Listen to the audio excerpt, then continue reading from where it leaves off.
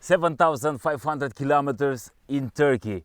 It was a great adventure and you can watch the film on our YouTube channel.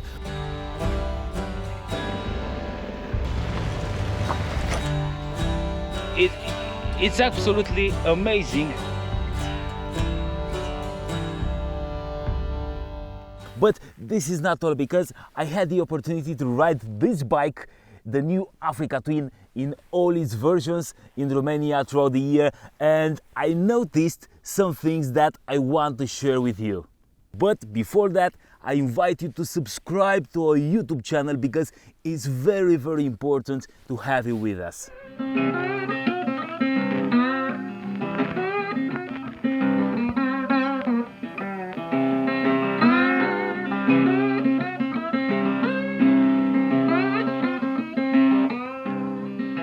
First of all, I want to start with the engine, because it's the best part on this bike. Really, it's amazing, and I feel that I love it every time I rev it up on the highway, on the twisties, on curvy roads, everywhere.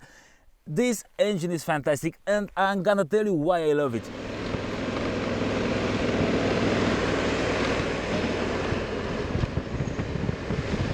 First of all, because it's powerful, it has a lot of torque, a lot of grunt, and you can feel that in the low RPM, and this is very, very important for an adventure bike.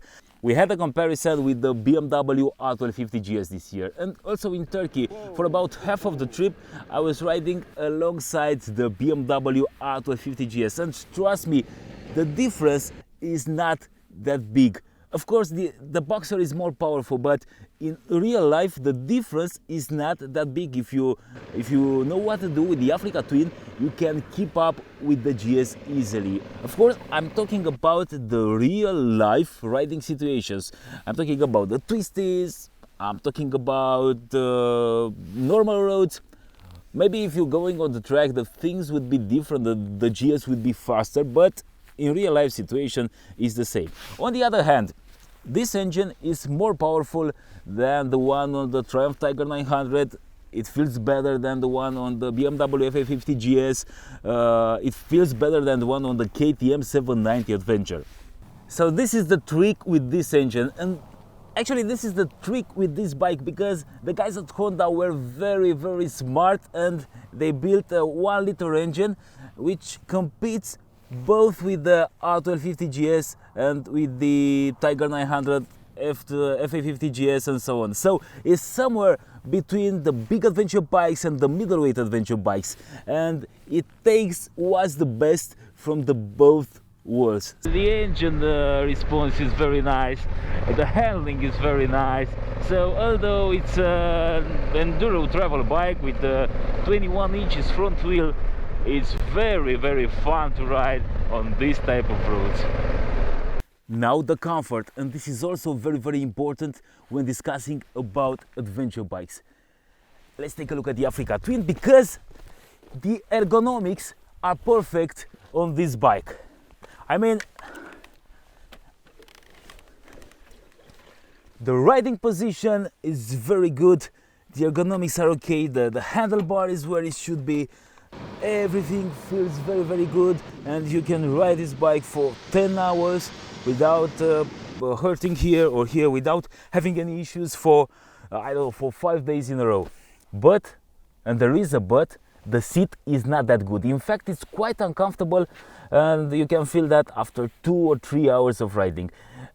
It's worse than the previous version, in fact.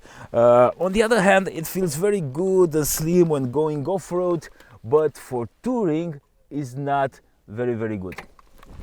I just love this bike. It's amazing how good it handles on roads like this one. It's a true adventure bike, because you can reach remote places like this one, and you can enjoy them, and you can reach and enjoy these scenic views.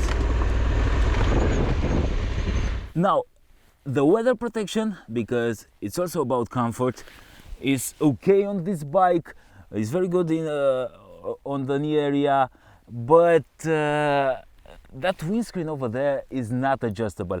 This is an optional equipment, because on this bike, on this standard Africa Twin, there is a short windscreen in the standard equipment. So I took this one for this ride, but I'm having a problem with the height of the windscreen. It's higher than on the previous version, and it feels a bit too high for me. I don't like looking through the windscreen of a bike. I want to be above the windscreen, and since it's not adjustable, there's nothing I can do about it. What I did was to put the seat on the high level, but this is the only adjustment that I could get for this bike.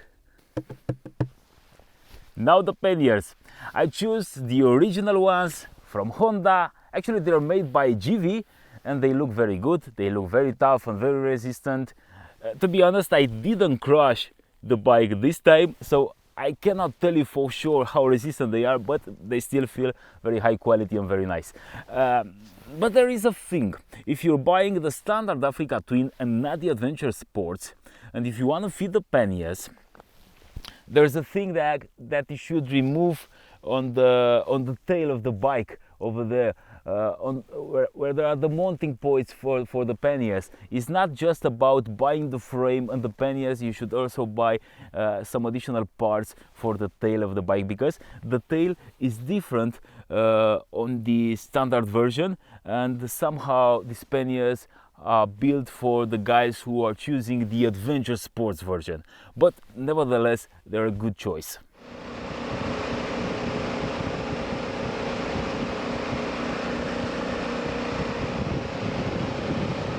Now the fuel consumption, because it's also important. In normal riding conditions I got a 5.6 liters for 100 kilometers, which is very good, but when going on the highway the things are different, because after getting above 130 kilometers per hour the fuel consumption is getting higher and higher, and if riding on the highway for the whole day you have to stop pretty often to fuel up the bike. According to the dashboard you got 270 kilometers fuel range on the highway, and this means that you have to stop at about every 200 kilometers, and it's quite annoying because I had 800 kilometers a day and I had to stop pretty often to fuel up the bike. The fuel tank, it's a bit small for tuning purposes. It comes with 18 liters. I think this is the most beautiful sunset I had in the last period of time.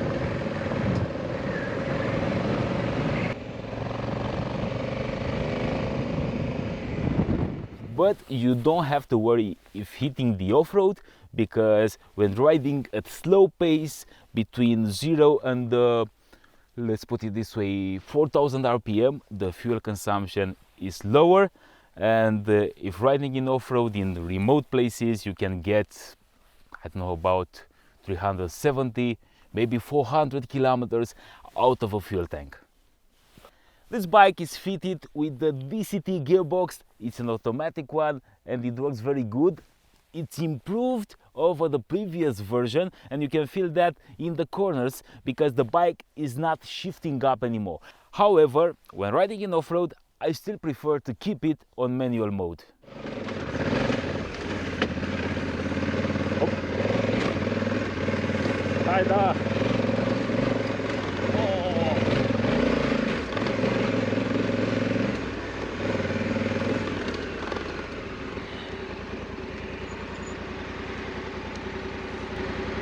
Traction control off, wheelie control off.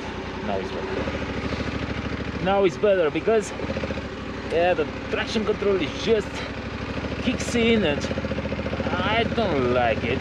I prefer it without the traction control, just the natural feeling of the gas and just feeling like I'm able to climb whatever it comes. So now it's way better without the traction control.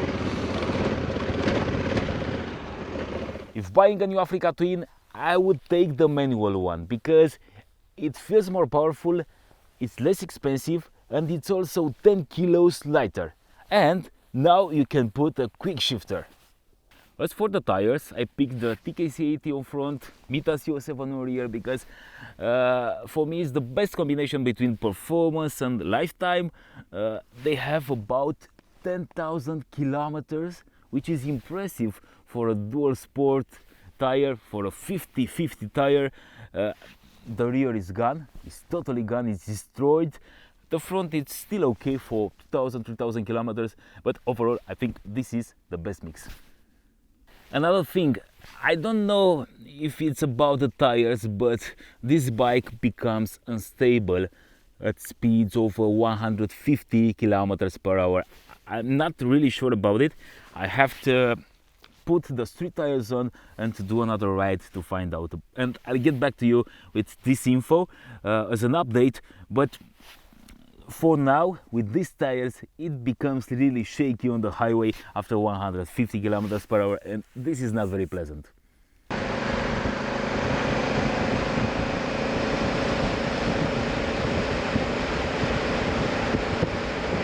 This headlight looks very nice. It has a pretty nice shape, you can see that.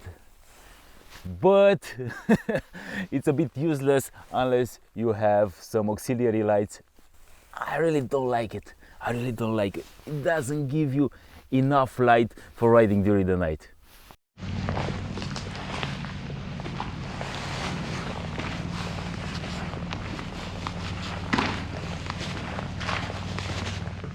These lines, this bike, I mean, only by looking at this bike, you can see that it comes with an off-road DNA. It's a true adventure bike, 50-50 bike, dual sport purpose. You can do anything you want with this bike. It feels a bit heavier, however, when you're going uphill, and it feels heavier if comparing it to the Triumph Tiger 900 or with the BMW F850 GS.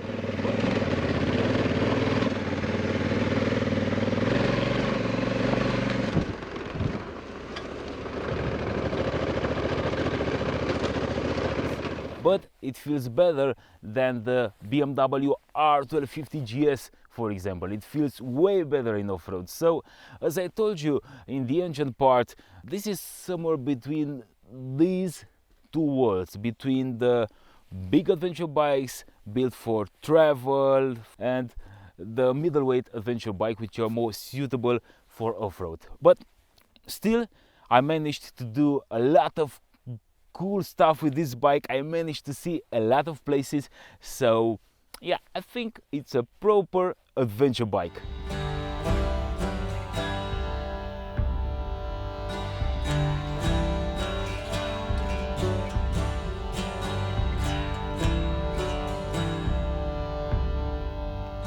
Now let's do a recap. I love the engine. I think it's fantastic. It's one of the best on the market. I love the ergonomics and the riding position. It feels very comfortable. I love the suspension. I like the brakes. I don't like the seat. I think it's uncomfortable. I don't like the headlight. I mean the amount of light it gives, because the shape is very good. I don't like that it comes with a non-adjustable windscreen. But still, it's a very, very nice bike.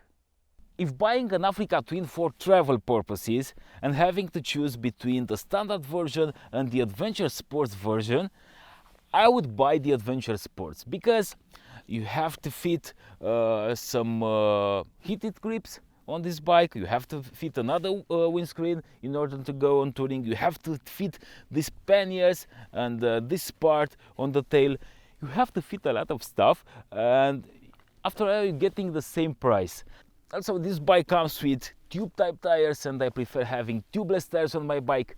But the most important thing for me is that the Adventure Sports comes with the bigger fuel tank, 24 liters of fuel, and this is very important for me as a traveler. That being said, I would go for the Adventure Sports with the manual version and probably the standard or the electronic suspension, I don't know, it doesn't matter. But the Adventure Sports version with the manual gearbox. That's all for today. Thanks for watching, and thank you for subscribing to our new YouTube channel. See you soon.